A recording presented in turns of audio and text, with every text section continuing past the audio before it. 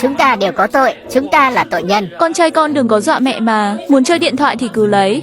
Điện thoại, báo cáo giáo quan.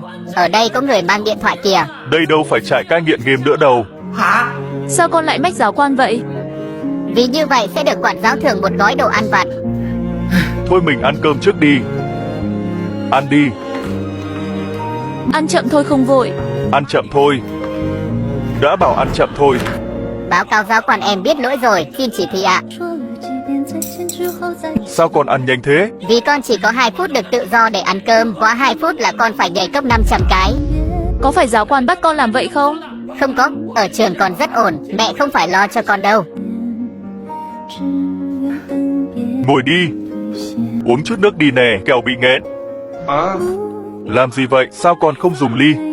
Báo cáo, giáo quan không cho ạ. Trời ơi, con trai của mẹ.